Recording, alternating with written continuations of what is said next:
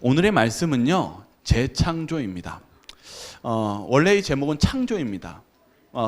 왜 교리 중에 왜 창조를 준비했냐면요, 제일 인기 없는 것이기 때문입니다. 그러나 제일 인기 없는 창조 부분인데요, 제일 필요한 부분 중에 한 부분이 창조예요. 그걸 오늘 나누려고 합니다. 여러분, 성경에서 제일 첫 창세기 1장 1절이 무엇으로 시작하는지 아십니까? 같이 한번 읽어보시죠. 그래도 다 아는 내용이지만 같이 읽겠습니다. 태초에 시작. 태초에 하나님이 천지를 창조하시니라. 하나님이요, 이 지구에서 이 성경에서 제일 첫 번째 시작은 뭐냐면은 하나님이 무엇 하셨다고요? 하나님이 우리와 이 모든 지구와 우주 만물을 창조하셨대요. 근데 이 창조에 대한 이 단어가 바라라는 단어를 썼는데 이게 하나님만이 쓰시는 창조거든요. 물론 인간도 뭘 만들고 이렇게 하지만은 하나님만이 하실 수 있는 단어로 바라라는 단어를 썼어요. 이 이방신도 할 수 없는 바라가 무엇이냐면은 이 뜻입니다. 재료를 창조하시는 분이요, 없는 거를 만드시는 분이 하나님이십니다. 하나님은 그런 창조주의심을 이야기하고 있습니다.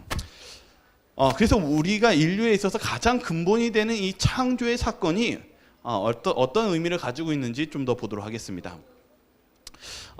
하나님께서는요, 며칠 동안 이 지구를 창조하셨죠? 우리가 며칠 동안 창조하셨어요? 6일 동안 창조하시고, 실은 근데 창조의 완성은 7일까지의 완성입니다. 근데 오늘 이제 하나님이 창조하셨을 때 하시는 말씀이 있었어요. 하나님이 이 빛을 창조하시고 궁창을 창조하시고 이 땅과 물고기와 바다와 그런 모든 걸 창조할 때마다 하신 말씀이 있었어요. 뭐라고 말씀하셨어요? 창조하고? 좋았더라. 실은 아이들에게 오늘 아침에 일찍 왔었을 때 제가 이렇게 만들기를 좀 맡겼었어요. 처음에 만들 때는 이렇게 막 만들다가 완성하면 어때요? 뿌듯하고 기분이 좋죠. 하나님도 창조하시고 나면 좋았다고 말씀하셨어요. 그런데 하나님이 제일 좋으실 때가 있었어요. 그때가 언제인지 좀 보겠습니다. 창세기 27절 31절입니다. 같이 읽겠습니다.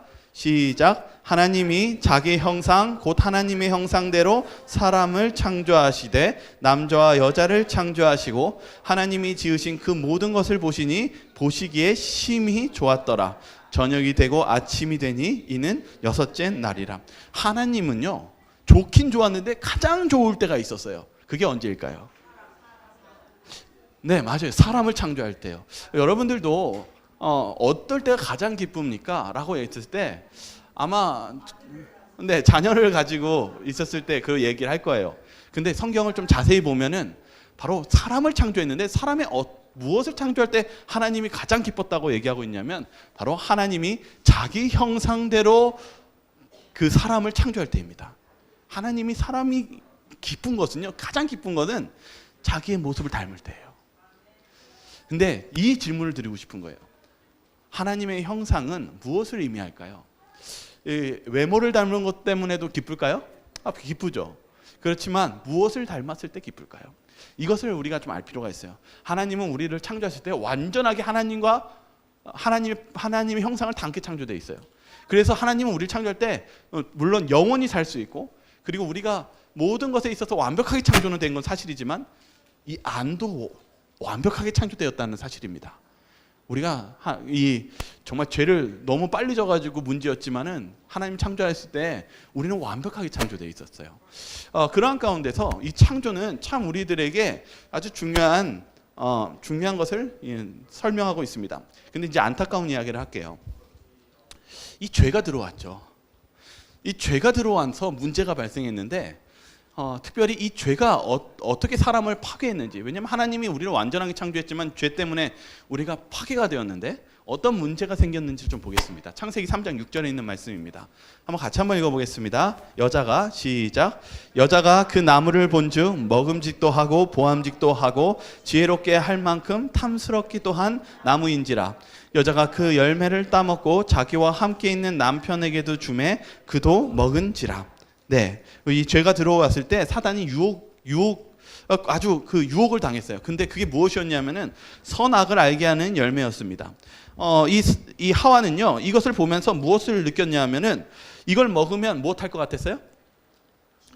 더 지혜로울 것 같았고, 그것이 더 매력적으로 보였어요. 여러분, 죄라는 것이 무엇이었냐면은 하나님과 관계가 파괴되고 나서 우리가 무엇하게 되었냐면은 뭐든지 그 유혹되는 그 물질이나 어떤 것에 의하면은 그것이 나를 무엇하게 해줄 것 같아요? 행복하게 해줄 것 같고, 그것이 나를 더 기쁘게 해줄 것이라는 유혹을 사단이 이 선악과에서 이미 심어 놓아줬습니다. 그래서 이 교리 신학 핸드북은 이 부분에서 이렇게 설명해 주고 있어요. 잠깐 더 행복한 듯이 보이는 것이라고 얘기하고 있어요. 잠깐. 어쩌면 우리가 어떤 옷을, 예쁜 옷을 사면 한 얼마 기쁩니까? 혹시 옷 사면 한 얼마 기쁘세요? 안 기쁘신가 보군요. 근데 어떻게 보면은 우리가 이렇게 쇼핑 좋아하고 그럴 때 제 생각엔 새 옷을 입으면 한 하루는 행복할 것 같아요. 그런데 그 내년이 지나면 옷장을 보면은 뭐라고 얘기합니까? 여성분들이요? 입을 옷이 없다라고 그래요. 금방 우린 실증이 납니다. 여러분, 우리는 잠깐 더 행복한 듯이 보이는 사단의 유혹에 덫에 걸리면 우리가 실제로는 만족이 없는 그러한 속임수에 빠지는 그러한 삶을 산다는 사실입니다. 제가 이 부분에 있어서 특별히 이 예언의 신을 봤을 때 하와가 어떻게 했다고 했냐면, 이 선악과를 먹을 때 마치 사단에 홀려가지고 아담을 더 사랑하는 듯이 아담에게 가가지고 같이 뭘 하자고 유혹했어요? 이 선악과를 먹자고 유혹합니다. 여러분, 그 먹고 나서야 어떤 일이 일어난지 살아남은 이들은 이렇게 이야기하고 있습니다. 그 열매를 먹은 후 저희가 얻은 큰 지혜란 죄에 대한 지식과 죄책감이었다. 그들을 둘렀던 빛의 덮개는 사라졌으며 죄책감과 그들의 신전인 덮개에 대한 상실감으로 그들은 덜덜 떨었으며 그들은 저희의 벗은 못을 가리워 보려고 애를 썼다. 여기 진실은 그 뒤에 나타납니다. 무엇이었습니까? 그들이 선악과를 먹은 것, 처음에는 뭔가 얻은 것 같고 눈이 밝아진 것 같고 그렇게 행복해 보였지만은 바로 그 뒤의 결과는 부끄러움과 수치심과 절망과 결국은 죽음이었습니다. 우리가 죄가 들어온 것은 결국 망가지는 것입니다. 이 세상에 하나님 외에 우리가 찾고 있는 어떤 것은 잠깐 행복을 줄지 모르지만은 결과론적으로는 허무감과 괴로움입니다. 우리에게 있어서 우리는 죄가 있고 나서 창조된 게 망가지기 시작했습니다. 우리 특별히 이번에 이 에베소서는 바울이요, 이 아덴이라는 곳, 아테네, 그리스 아덴을 전도할 때 있는 장면이었습니다. 저는 이 그리스 아테네를 가본 적이 있었거든요. 근데 아테네에 가니까 뭐가 있냐면은요, 파르테논 신전이 있어요. 근데 어마어마합니다. 제가 인상에 가장 남았던 게 파르테논 신전이었거든요. 왜냐하면 이 산이요, 돌산으로 돼 있는데 올라가는 것도 힘든데요, 그 위에 올라가면은요, 웅장한 신전이 있어요. 굉장히 멋있어요. 그래가지고 실은 여러분 올림픽 마크나 유네스코 보이면 마크 보이세요? 뭐 유산 그 유물 그 앞에 그려져 있는 마크가 파르테논 신전입니다. 그만큼 화려해요. 근데 바울이 거기서 설교하고 있어요. 뭐라고 설교하는지 한번 읽어보죠. 그러므로 내가 한번 같이 한번 읽어보겠습니다. 시작. 그러므로 내가 이것을 말하며 주 안에서 증언하노니 이제부터 너희는 이방인이 그 마음에 허망한 것으로 행한 것 같이 행하지 말라. 그들의 총명이 어두워지고 그들 가운데 있는 무지함과 그들의 마음이 굳어짐으로 말미암아 하나님의 생명에서 떠나 있도다. 그들이 감각 없는 자가 되어 자신을 방탕에 방임하여 모든 더러운 것을 욕심으로 행하되. 이 바울이 뭐라고 설교한 거냐면요, 그 사람들이 뭘 졌냐면 수많은 신들을 만들어 놨어요. 그러면서 그들이 뭘 하는 거예요? 스스로 어떻게든 신을 찾아보려고 하고 그들 스스로가 뭔가가 가장 행복한 것을 있다라고 생각하면서 만들어 놓은 것을 보면서 바울이 얘기합니다. 그것이 무엇이라고요? 허망한 것이래요. 이 허망한 것에 대한 뜻이 무엇이냐면은 텅 빈 것.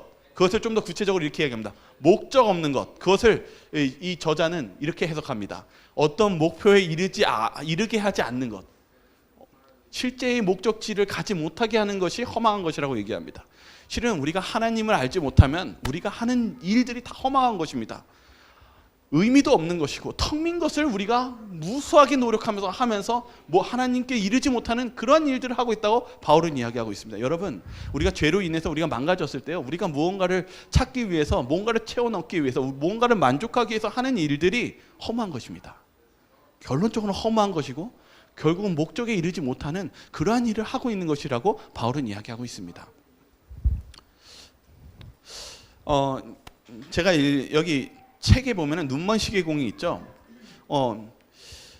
오늘날요, 과학자들이요, 그리고 많은 이 세상 사람들이요, 뭐라고 믿고 있냐면 신이 계시면은 무엇했다고 얘기하냐면 이 시계공이라고 하나님께 이렇게 얘기했어요. 왜 시계공이냐면은 여러분 시계공이 무엇입니까?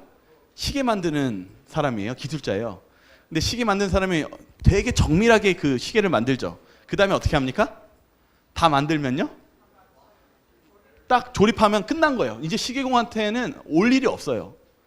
그래서 하나님을 뭐라고 묘사하냐면 하나님은 시계 제조자라고 얘기하고 있어요. 뭐라고 했냐면 만들어 놓고 이제 방관하고 떠나버리신 거예요. 그래서 과학자들이나 많은 학자들이 뭐라고 얘기했냐면은 만약 신이 있으면 이렇게 만들어 놓고 떠나셨다라고 하면서 이제부터는 하나님이 필요 없고 이제 어떻게 하면 돼요? 우리끼리 알아서 살면 된다라고 주장하고 있어요. 그러나 하나님은요, 우리를 창조하시고 버려두셨을까요? 절대 버려두지 않으셨습니다. 하나님은요, 우리가 창조에 대해서 배울 때 우리는 창조가 첫째 날부터 여섯째 날 만들고 끝이라고 생각하지만 그렇지 않습니다. 하나님은 지금 우리를 유지시켜 주시는 것도 창조의 역할이십니다. 하나님이 계시지 않으면 우린 존재할 수가 없습니다. 오늘 그 부분에 대해서 교리서 520페이지 이렇게 얘기하고 있습니다. 그분의 활동은 오늘까지 여전히 계속된다. 창조 사역에 관한 진술들의 당신의 피조물을 계속 붙드시는 그분에 대한 언급이 따라온다. 하나님의 유지시키는 능력이 없다면 우리들 중 어느 누구도 그 삶을 계속되지 못할 것이다. 여러분, 우리는요, 하나님이 필요합니다. 세상 사람들은 시계공처럼 하나님 만들어주고 버렸다라고 하면서 뭐 진화론을 얘기하고 그것이 우리의 험한 인생을 결론을 짓지만은 하나님은 지금도 우리와 함께 계시고 우리를 유지시키기 위해서 세상에 있는 천체와 우리에 있는 모든 그 물질들을 붙잡고 계시고 유지시켜 계신다는 사실을 믿으시기 바랍니다. 그래서 왜 이 말씀을 하냐면은 우리가 하나님을 알지 못하면 그냥 하나님을 떨어지게 되어 있어요. 그리고 하나님을 원망하게 되어 있고 이 세상을 허무한 인생으로 결론짓게 되어 있다는 사실입니다. 그래서 창조가 필요합니다. 우리가 무시하고 있는 이 창조가 실은 지금도 창조가 필요하고 이 창조가 하나님께서 어떤 역할을 하는지를 우린 자세히 알 필요가 있습니다. 그 중에 한 사건이 욥기입니다. 욥이 정말 하나님 잘 믿는 사람인데 어떤 일을 경험했어요? 인생으로 치면 어떤 경험을 했습니까? 재산 잃고, 재산 잃는 것도 슬픈데 또 누구도 잃었어요? 자식도 다 죽고. 비참합니까? 그것도 비참해 죽겠는데 뭐까지 얻어요? 죽을 병까지 얻어요. 온몸이 비틀어지고 뼈가 드러날 정도로 괴로운. 그렇다면 인생에 뭐가 낙이 있습니까? 근데 친구가 와서 이렇게 얘기합니다. 네가 잘못한 일이 있으니까 하나님이 너를 벌하시는 거야. 근데 이 욥이 뭐라고 얘기했냐면 욥은 분명히 하나님께 기도하고 회개하면서 하나님께 절대적으로 붙어 있었던 신앙인이었거든요. 근데 욥이 뭐라고 그러냐면 아니야, 내가 알 수는 없지만 분명히 하나님께서 무슨 이유가 있으실 거야. 그러면서 내가 모르는 것이 하나님께서 알고 계시다라는 사실을 신뢰합니다. 그때 하나님께서 투쟁하고 있었을 때 욥을 만나시면서 하신 말씀이 있었어요. 무슨 말씀 하시는지 아십니까? 바로 여기입니다. 욥기 38장 4절입니다. 같이 한번 읽어보겠습니다. 시작. 내가 땅에 기초를 놓을 때 내가 어디 있었느냐? 내가 깨달아 알았거든 말할지니라. 하나님께서 무엇에 대해서 얘기하고 있어요? 창조에 대해서 얘기하고 있어요. 여러분, 우리가 잊고 있는 창조가 하나님은 우리에게 중요한 시작의 말 속에 창조를 꺼내십니다. 여러분, 창조 중요한 것입니다. 왜 그러냐면 욥은요, 창조에 대해서 우리가 이 인류가 창조된 것을 알 수 있어요, 없어요? 없어요. 그런데 하나님은 창조에 대해서 얘기하면서 내가 너를 창조한 것을 네가 알지 못하지만 너를 창조한 것을 네가 알 수 있느냐? 그러나 너는 믿어야 된다라고 이야기하고 계신다는 것 사실입니다. 이걸 좀 더 쉽게 풀면 이것입니다. 욥은요, 알지 못하지만은 하나님이 나를 창조하셨던 것을 믿고 있어요. 그렇다면 우리에게 필요한 것은 무엇입니까? 어떤 과학적인 우리의 지식적인 한계를 뛰어넘어서 하나님의 신성이 계시다는 것을 믿을 필요가 있습니다. 왜냐하면 하나님이 재림의 때 우리를 창조해 주실 것이기 때문입니다. 우리가 하나님은 우리를 창조해 주실 것을 이 과거의 이 창조를 믿었다면 우리를 다시 회복시켜 주시는 창조, 재창조도 믿어야 되지 않겠습니까? 이것을 좀 설명하기 위해서 다시 전장으로 넘어갑니다. 바로 마틴 루터입니다.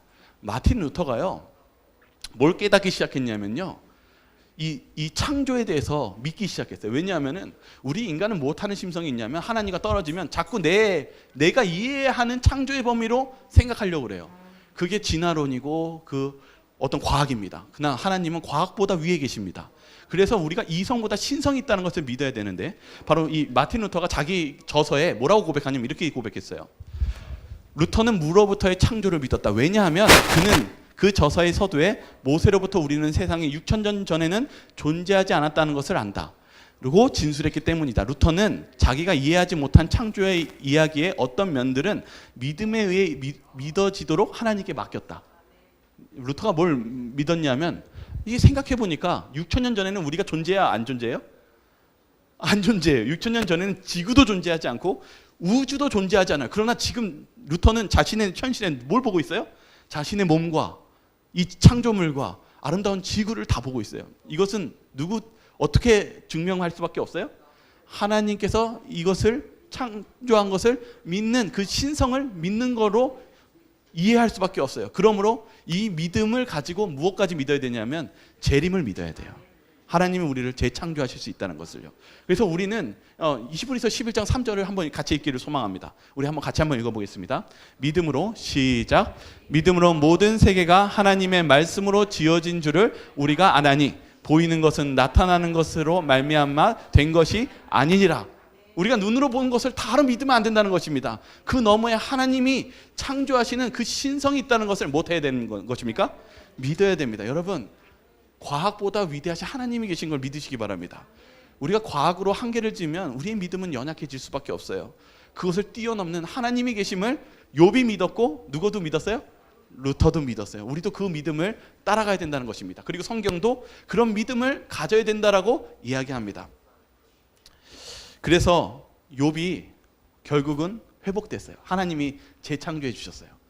하나님을 굳건히 믿었을 때 이 욥을 어떻게 해주셨습니까? 재산도 2배로 불려주시고, 또 뭐 어떻게 하셨어요?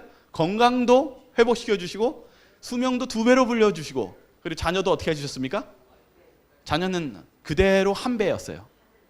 왜냐하면 재림 때에 자녀들을 만나서 2배로 자녀를 확인할 것이기 때문입니다. 여러분, 그래서 하나님은, 여러분 잊지 마셔야 되는 것은 창조로 끝난 게 아니라 우리를 재창조해 주시는 하나님이심을 믿으시기 바랍니다. 그래서 우리가 한 소망이 있는 거예요. 그래서 창조 중요합니까? 이제 창조 중요하죠?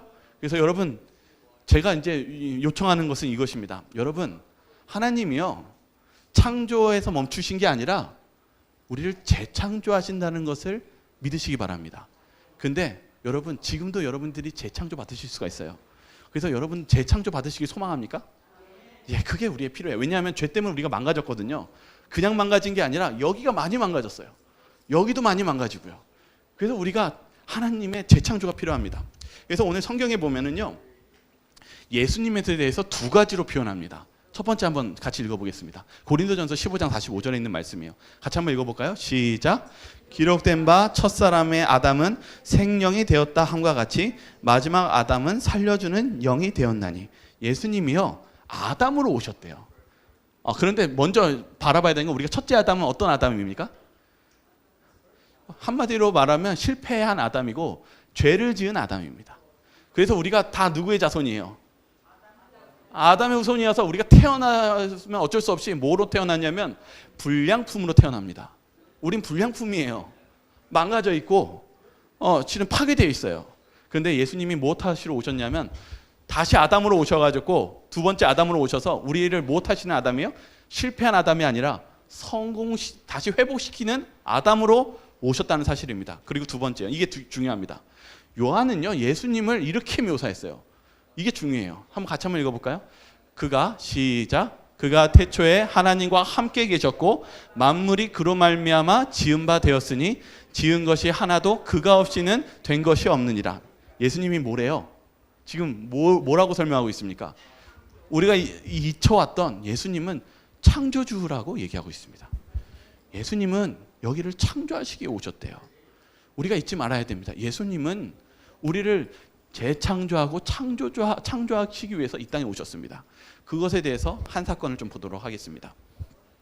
요한복음 9장 6절과 7절입니다. 같이 한번 읽어보겠습니다. 말씀을 하시고 시작. 이 말씀을 하시고 땅에 침을 뱉어 진흙을 이겨 그의 눈에 바르시고 이르시되 실로암 못에 가서 씻으라 하시니 실로암은 번역하면 보냄을 받았다는 뜻이라. 이에 가서 씻고 밝은 눈으로 왔더라. 예수님께서 한 병자를 만나십니다. 이 병자가 어떤 병을 가지고 있었어요? 장님이었어요. 실은요, 성경을 보면 두 눈알이 없는 사람이에요.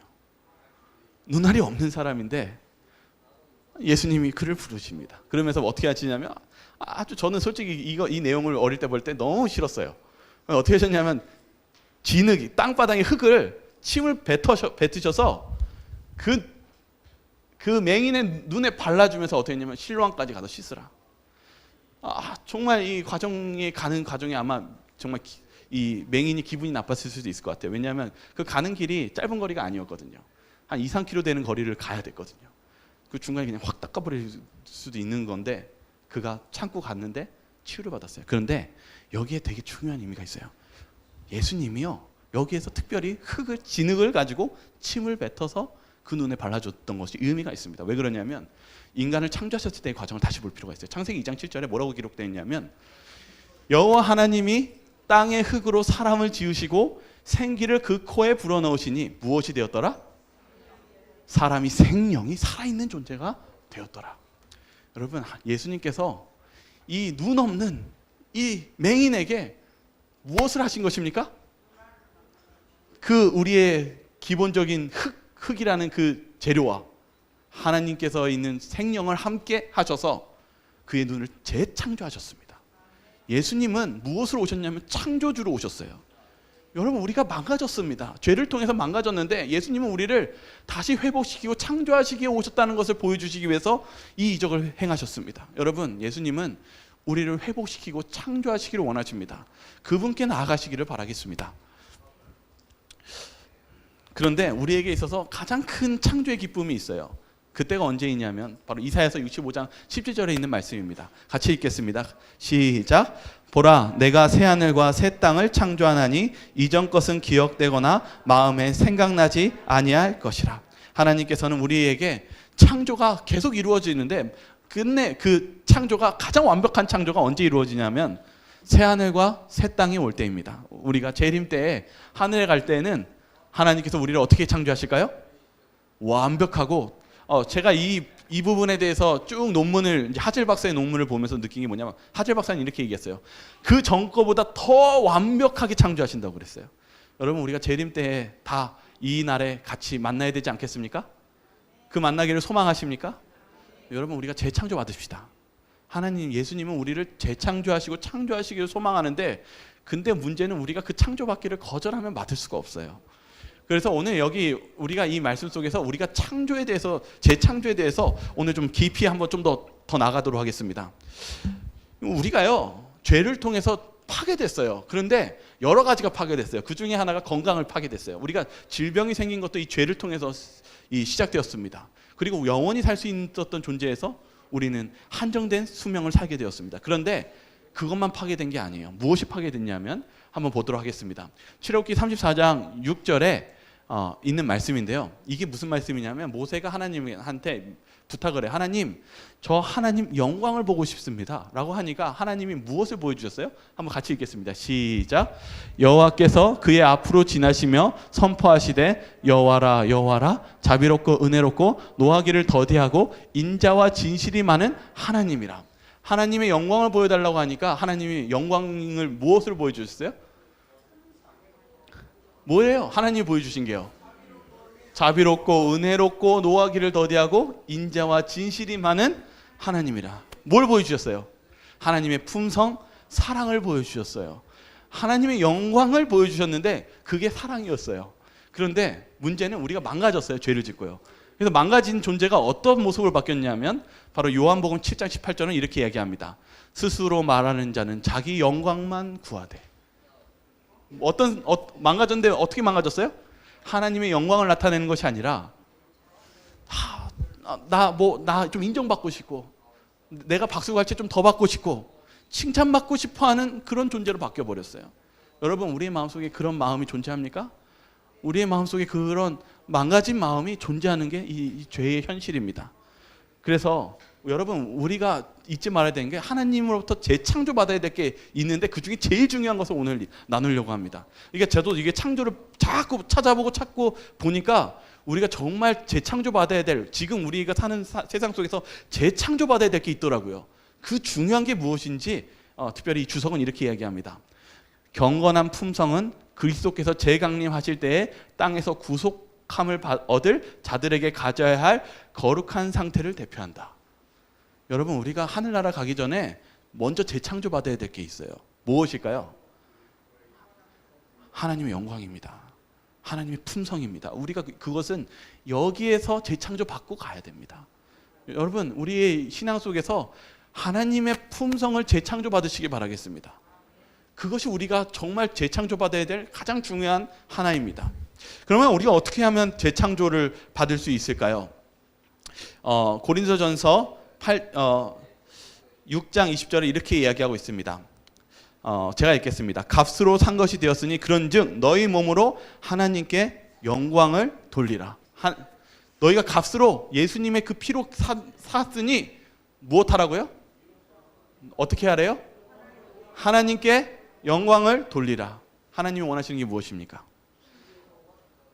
하나님의 품성을 우리가 나타내는 그 품성의 재창조가 필요하지 않겠습니까?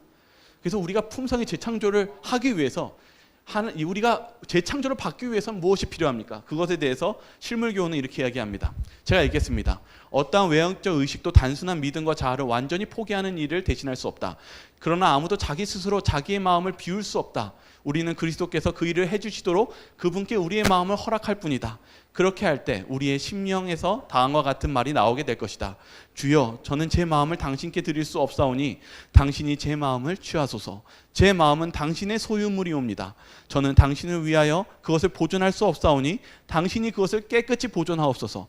비록 제가 연약하고 제 자신이 그리스도와 같지 않을지라도 저를 구원하여 주옵소서. 저를 재창조하사 당신의 사랑이 저의 심령 속에 통하여 흐를 수 있는 순결하고 거룩한 분위기 속으로 저를 이끌어 올리소서. 무엇 해야 될까요? 예수님께서요, 우리들에게 예수님이 제자들을 떠나실 때 가장 주고 싶어하는 선물이 있었어요. 그게 무엇이었냐면 성령을 받으라는 것이었어요. 왜 성령이 필요할까요? 우리가 재창조하는 데 있어서 성령이 매우 필요하다는 것을 이야기하고 있습니다. 그래서 우리 성경절 한번 읽어볼게요. 로마서 8장 11절입니다. 같이 읽겠습니다. 아주 중요한 성경절입니다. 시작. 예수를 죽은 자 가운데 살리신 이의 영이 너희 안에 거하시면 그리스도 예수를 죽은 자 가운데서 살리신 이가 너희 안에 거하시는 그의 영으로 말미암아 너희 죽을 몸도 살리시리라. 여러분 재창조 받기 원하신다고 그랬죠. 근데 재창조 받으려면 누가 있어야 된대요? 성령 안, 하나님이 어디 안에 거하셔야 된다고요? 우리 안에 거하야지만 우리가 살 수 있대요. 좀 더 보겠습니다. 로마서 12장 1절입니다. 같이 읽겠습니다. 시작. 그러므로 형제들아, 내가 하나님의 모든 자비하심으로 너희를 권하노니 너희 몸을 하나님의 기뻐하시는 거룩한 산제물로 드리라. 이는 너희가 드릴 영적 예배니라. 이렇게 얘기합니다. 우리가 영이 우리 안에 거해야지만이 다시 살 수가 있대요. 그런데 우리가 어떻게 영이 거하냐면은 이렇게 얘기하고 있어요. 무슨 제물을 드리래요? 산 제물을 드려야 된대요. 일본의 제2차 세계대전이 있었을 때 일본 군사들은 뭘 맹세했냐면요, 천황한테 자신을 뭘 드리겠다고 얘기해요? 자신의 목숨을 드린다고 했고 자결을 많이 했어요. 아주 끔찍하죠. 근데 이 제물은 산 제물일까요? 아, 맞아요. 죽은 제물이요. 왜요? 그러니까 죽었잖아요. 그런데 성경은 뭐라고 얘기했냐면 우리를 어떤 제물로 드려야 된다고 얘기했냐면 살아있는 제물을 드려야 된대요. 여러분 진짜 죽으면 안 돼요. 그렇지만 우리가 어떻게 해야 되냐면 살아있는 상태 속에서 내 자아를 드려야 되는 것입니다. 그게 산제물이에요. 내 자존심, 내 자아를 주님 앞에 굴복시키기 바랍니다. 그 일이 있을 때 우리 하나님께서는 우리의 성령을 우리 안에 거하시고 재창조되는 그 역사를 하실 수 있다라고 얘기하고 있습니다. 그래서 제가 어떨 때는 이렇게 마음속에는 여러분들 그래도 좀 도와주시기 위해서 적당히 믿으세요 이렇게 하고도 싶은데 성경은 이렇게 얘기하지 않아요. 온전한 마음을 드리라고 얘기합니다. 여러분, 그래야지 우리가 변화가 일어날 수 있습니다. 하나님의 창조가 일어날 수 있습니다. 베드로전서는 그래서 이렇게 얘기하고 있습니다. 같이 한번 읽어보겠습니다. 갓난 아기들 같이 시작. 갓난 아기들 같이 순전하고 신령한 젖을 사모하라. 이는 그로 말미암아 너희로 구원에 이르도록 자라게 하려 함이라. 베드로는 이렇게 얘기했습니다. 우리가 어떻게 해야 되냐면은 신령한 젖을 사모하는 것 같이 그 음식을 먹어야 된다고 얘기합니다. 다시 말하면 이건 영적인 것입니다. 영적인 것을 어떻게 해야 되는 거예요? 계속적으로 뭐 해야 되는 것입니까? 먹어야 됩니다. 산제사도 마찬가지입니다. 살아있으면 계속 무엇하는 수밖에 없어요? 자아를 죽을 수밖에 없는 것입니다. 제물로 드릴 수밖에 없는 것입니다. 우리는 매일 죽어야 됩니다. 그렇기 때문에 살아있는 거예요. 우리는 매일 산 제물로 주님께 자아를 죽이고 하나님께 나아간다면 하나님께서 성령을 우리의 마음속에 임재시켜서 우리를 자라나게 하신다고 약속하셨습니다. 근데 이 신령한 젖은 무엇이냐면 영적인 예배를 얘기하는 것입니다. 베드로가 얘기한 것입니다. 우리가 하나님 안에서 성장하고 바뀌려면은 영적인 예배가 매일 매 순간 일어나야 된다는 사실입니다. 그래서 이제 오늘 이 창조 안에 안식일이 들어있더라고요. 그래서 하젤 박사가 이 안식일에 대해서 중요하게 설명해요. 왜 그러냐면 창조가 6일 안에 끝난 게 아니었어요. 예수님이 아담과 하와를 창조하시고 좋았는데 왜 좋았을까요? 이제 아담과 하와 만들었으니까 시계공처럼 빠빠이 이제 알아서 살아라 하고 헤어집니까? 이제 안식일이 있는 거예요. 그 다음 날은 같이 있는 거예요. 그런데 다른 창조와 다른 점이 있어요. 여러분, 아담과 하와 창조했을 때 아담 이렇게 딱 보니까 내일도 또 창조해야지 하고 옆에다 또 아담을 만들어 놓습니까? 한번 창조하면 그대로 가죠. 근데 하나님께서 창조 중에서 반복한 걸 만들어 놨어요. 그게 안식일입니다. 하나님은 안식일을 계속 반복하게 만들어 놨어요. 왜 그랬습니까? 이 안식일의 창조를 통해서 이 꾸준한 이 만남을 통해서 우리를 재창조하시고 우리에게 필요한 것을 사람을 위해서 이 안식일을 창조하신 것이거든요. 그러함을 통해서 우리가 다시 기쁨과 살아있는 그런 창조의 기쁨을 느끼게 하시기 위해서 이 안식일을 허락하셨다는 사실입니다. 그래서 여기 이 책은 이렇게 이야기하고 있습니다. 예수 안에서의 재창조의 표인 안식일은 유대인만을 위하여 제정한 것이 아니라 온 인류를 위해서 안식일을 제정했다라고 얘기하고 있습니다. 여러분, 우리가 재창조받기 원하신다면은 오늘 이 안식일에 하나님을 만나시기 바랍니다. 그리고 꾸준히 매일 매 순간 주님 앞에 여러분의 자아를 드리고 주님께 나아간다면 주님께서 여러분들을 재창조해 주실 것입니다. 특별히 여러분의 품성을 주님께 맡기시기 바랍니다.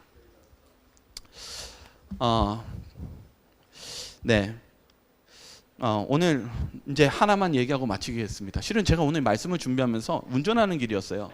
이 말씀을 어떻게 이해하면 좋을까 이렇게 고민하고 있는 가운데 운전하고 있는데 갑자기 제 마음속에서 떠오르는 장면이 하나 있었어요. 그게 뭐냐면 예수님이 우시는 장면이 마음에 떠올랐어요. 왜 그러냐? 제 마음속에 그 장면이 왜 떠올랐냐면은 빌립이 이렇게 얘기했죠. 예수님, 하나님이 보고 싶습니다. 이게 하나님 영광 보여달라고 한 거거든요.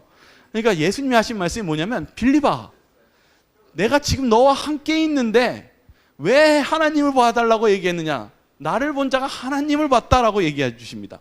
제가 그 장면, 그 말씀이 떠오르면서 예수님 우시는 장면이 떠올랐어요. 예수님이요, 십자가 달려 돌아가시기 전에 예루살렘 성전 보면서 펑펑 우셨어요. 펑펑 우셨어요. 그리고 예수님이 나사로의 무덤 앞에 있었을 때 사람들이 막 비관적이고 그럴 때 예수님이 펑펑 우셨어요. 통곡하셨어요. 근데 제가 그 말씀을 떠올렸을 때 제 마음속에 이런 생각이 들었어요. 예수님을 보니까 하나님이 보이기 시작한 거예요. 우리는 때로는요, 하나님이요, 굉장히 엄하시고 두려운 하나님이라고 생각할 때가 있고, 때로는 너무 은혜만 강조하는 하나님일 때가 많이 있어요. 그런데 사단은 하나님을 자꾸 왜곡시켜요. 그러나 하나님은 자비로우시면서 공의로우신 하나님이십니다. 그리고 하나님은 감정이 있으신 하나님이세요. 예수님이 그 예루살렘 성전에서 이스라엘을 부르시면서 통곡하셨을 것처럼 예수님도, 하나님도 하늘에서 정말 슬픔으로 우리를 바라보실 때는 정말 슬퍼하신다는 사실을 깨달았어요. 그때 어떤 생각이 들었냐면, 하나님은 우리를 정말 사랑하시지. 그래서 예수님이 어떻게 했습니까? 십자가에 달리시면서 하나님, 저들이 하는 일을 알지 못하나이다라고 하시면서 그들에게 기회를 달라고 예수님이 하나님께 부르짖는 그 기도를 보면서 하나님은 정말 은혜롭고 자비롭고 노하시기를 더디하시는 그런 하나님의 사랑을 예수님을 통해서 발견할 수 있음을 보게 되었습니다. 그 모습이 마음속에 묵상이 됩니까? 제 죄가, 저의 부족함이 너무나 예수님에 비하면 너무나 초라하다는 것을 느끼게 되었어요. 그럴 때 우리는 무엇하게 됩니까? 예수님께 회개하게 됩니다. 내 자아를 주님께 드리게 됩니다. 그럴 때 예수님께서 우리에게 성령을 보내주셔서 우리를 재창조해 주신다는 사실을 제가 오늘 오면서 깨달았어요. 여러분, 우리가 아까 얘기했지만 성령이 필요하다고 얘기했어요. 우리가 성령을 받으려면은요, 여러분, 영적인 책을 읽으시기 바랍니다. 성경은 하나님의 영에 감동돼서 쓰여진 책입니다. 그 안에 예수님의 사랑이 적혀 있습니다. 그것을 통해서 우리는 하나님의 사랑을 깨닫게 되고 우리의 자아를 내려놓게 만들어줍니다. 여러분, 이 모든 과정에 하나님의 창조가 있음을 잊지 마시고 저와 여러분들이 그런 하나님의 재창조를 받으시는 저와 여러분들이 되시기를 바라면서 오늘 말씀을 마치도록 하겠습니다.